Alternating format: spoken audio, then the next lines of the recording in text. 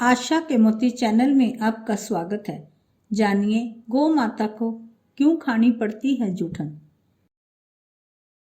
पुरानी कथाओं में भगवान शिव और मां पार्वती की इतनी कथाएं मिलती हैं जो दाम्पत्य प्रेम और छेड़छाड़ के रस से परिपूर्ण होकर जनमानस को हर्षित करती हैं और नीति ज्ञान भी देती हैं। भारत में गाय को माता का स्थान प्राप्त है। पुराणों में उसे साक्षात देव की संज्ञा दी गई है।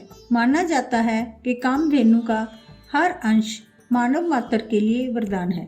हर गृहस्थी की रसोई में पहली रोटी गौ माता के नाम की निकाली जाती है। सुख और दुख से जुड़ा कोई भी धार्मिक अनुष्ठान गौ माता का ग्रास निकाले बिना पूरा नहीं होता। इसके बावजूद परम पूज्य गौ माता के झुंड कचरे के ढेर पर जूठन से पेट भरते दिखाई देते हैं। इसे देखकर मन में प्रश्न आना स्वाभाविक है कि गौ माता की ऐसी दुर्गति क्यों है। इसका उत्तर मां पार्वती के शाप से जुड़ा है। एक बार की बात है जब भगवान शिव और मां पार्वती समुद्र के किनारे विहार के लिए गए। इस विहार के बीच शिव जी के मन में एक शरारत आई। उन्होंने कहा कि देवी पार्वती, मुझे अचानक आवश्यक काम से जाना पड़ रहा है। मैं कार्य पूर्ण कर अभी आता हूँ। आप यही मेरी प्रतीक्षा करें।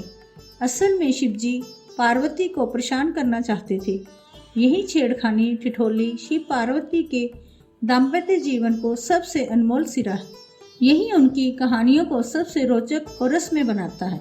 शिव जी की बात मानकर देवी पार्वती अकेले ही तट पर बैठकर उनकी प्रतीक्षा करने लगी। इसी तरह शाम हो गई। उस दिन तीज की तिथि थी। जब रात तक शिव जी न लौटे तो देवी पार्वती ने तट पर ही रेत के शिवलिंग का निर्माण किया और आसपास उपलब्ध पूजन सामग्री से रात भर शिव जी का निर्जला निराहार व्रत संपूर्ण किया। शिव जी सूक्ष्म रूप में वहीं उपस्थित थे और हर गतिविधि के साक्षी थे। सुबह होने पर पार्वती ने समुद्र में रेत के शिवलिंग और पूजन सामग्री का विसर्जन कर दिया। इसके थोड़ी ही देर बाद शिव जी प्रकट हो गए और बोलने लगे कि देवी पार्वती, आपने कल तीज की तिथि पर मेरी पूजा नहीं की। पार्वती जी ने कहा कि मैंने पूजा की है, अभी सामग्री विसर्जन की है। शिव जी अभी भी पार्वती के साथ और ठिठोली करना चाहते थे।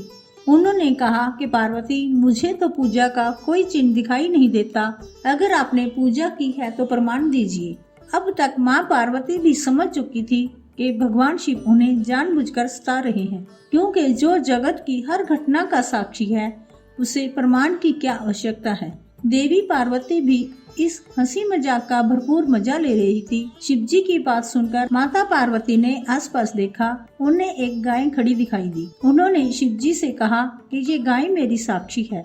मेरे पूजा करते समय ये यहाँ उपस्थित थी। शिव जी ने गाय से पूछा कि क्या पार्वती ने पूजा की है।